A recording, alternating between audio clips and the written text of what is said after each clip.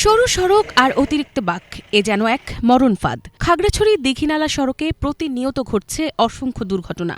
ভোগান্তিতে পড়ছে মালবাহী ট্রাক, যাত্রীবাহী বাস, এমনকি পর্যটকবাহী যানবাহনও। তবে এবার দীর্ঘ ৩ দশকের ভোগান্তির অবসান হতে চলছে। খাগড়াছড়ি থেকে সাজেক যাওয়ার এই সড়ক প্রশস্ত করার উদ্যোগ নিয়েছে সরকার। ১৯৮০ সালে সাজেক যাওয়ার পথে নির্মিত হয় এই সড়ক। মাত্র ১৮ কিলোমিটার পথেই রয়েছে ৫২টি ঝুঁকিপূর্ণ বাঁক। এই সরু সড়ক ও ঝুঁকিপূর্ণ বাঁকের কারণে প্রতি মাসে ঘটছে ছোট বড় দুর্ঘটনা, আর যাতায়াতেও লাগে দ্বিগুণ সময়। স্থানীয় বাসিন্দা, পরিবহন চালক ও পর্যটকরা দীর্ঘদিন ধরেই সড়ক প্রশস্তকরণ ও বাঁক সরলীকরণের দাবি জানিয়ে আসছিলেন। অবশেষে সেই দাবি পূরণে সরকার ১২ ফুট প্রশস্ত সড়কটি ১৮ ফুটে উন্নীত করার প্রকল্প হাতে নিয়েছে। আগামী বছরের শুরুতে এই কাজ সম্পন্ন করার লক্ষ্য নির্ধারণ করা হয়েছে। এতে বেজায় খুশি পরিবহন চালক ও যাত্রীরা।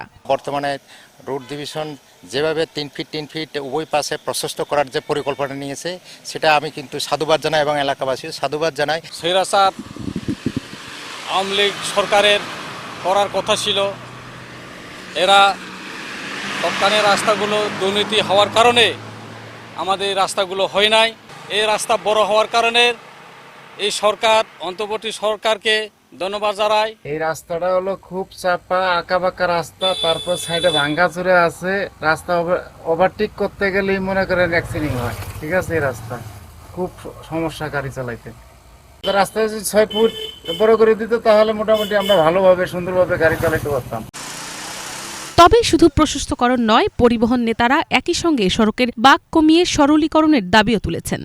অনেক দিনের দাবি ছিল খাগড়াছড়ি দীঘিনালা সড়ক প্রশস্ত করা এবং আঁকাবাঁকা রাস্তাগুলো, উঁচু নিচুগুলো সোজা করা হইলে এবং দুর্ঘটনা থেকে রেহাই পাবে।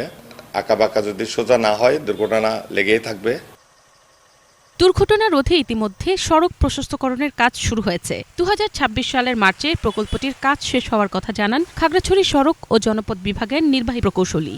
বর্তমানে এই সড়কটি ১২ ফিট থেকে ১৮ ফিটে উন্নীতকরণের জন্য দরপত্র আহ্বান করা হয়েছিল। আমরা আশা করছি যে নির্ধারিত সময়ের মধ্যে কাজটি সমাপ্ত হবে ফেব্রুয়ারি শেষ নাগাদ। তো সেই ক্ষেত্রে কাজটি সমাপ্ত হলে অত্র যে এলাকার জনগণ এবং সেই সাথে বাংলাদেশের বিভিন্ন প্রান্ত থেকে